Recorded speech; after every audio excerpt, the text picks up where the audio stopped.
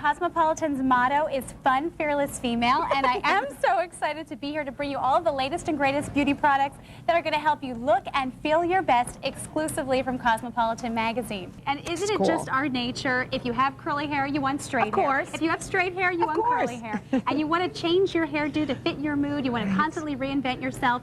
And you want to try all these fun, fearless female styles that you read about each month in the magazine. And with this one tool, you're going to be able to do it all. It's purple and silver styling. It says Cosmopolitan. You feel like a fun, fearless female when you use it. It's so Cosmo. And I just think it has all the great features and benefits one could ever want in a hairdryer. We need to give you the ability to try all the trends that you read about in our magazine. And what's great is you could literally reinvent yourself. Depending on what mood you're in, you can have that hairstyle to fit your mood. Hey, I'm Sherri Lynn Rothman from Cosmopolitan magazine, and you're watching The Making of Music, brought to you by Cosmo. You know, there are dozens of faceless pop alternative acts that look, sound, and think the same, and then there's me. She's 19 years old, and she writes and sings her own songs. Teen pop fluff? I don't think so. Introducing Jessica Riddle. Hi, I'm Jessica Riddle. That's it for this month's The Making of Music, where we keep our eyes and ears open for new music. The Making of Music was brought to you by Cosmopolitan magazine. First up, what just might be the most pure pop record of the year. Cosmo goes one-on-one with Vitamin C. Hi, I'm Vitamin C. As promised, Cosmo takes you to the streets of Philadelphia for the making of Will Smith's latest video, Freakin' It. This is for the new millennium.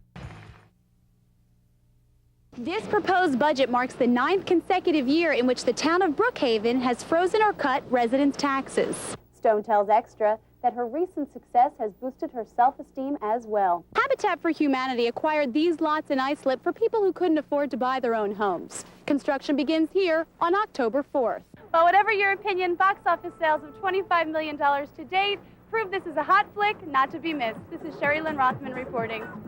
You're looking at the gentle giant that remains nameless for now. As I look at him, a few good names come to mind. How about Spotty, or perhaps Longneck, or even just Sam the Giraffe? Mr. Wong's motto is that through technology we can give something back. His generosity is truly an example of his philosophy at work. In Stony Brook, Sherri Rothman, News 55. The former Miss American Dream Queen is now living a dream come true. She's back at home, continuing school, all with the support of her family. It's a recovery her parents simply call a miracle. In Massapequa Park, Sherri Rothman, News 55. Well, it looks like these little guys have a new lease on life. Thanks to the Riverhead Foundation, they've been rescued, rehabilitated, and off to be released. In Riverhead, Sherri Rothman, News 55. Within 48 hours of a bogus bomb scare at William Floyd High School, police have their suspects. 18-year-old Thomas Smith and a 13-year-old junior high school girl have been charged with last Wednesday's phony threats. The seriousness of the incident is that it disrupts the entire process of the school system.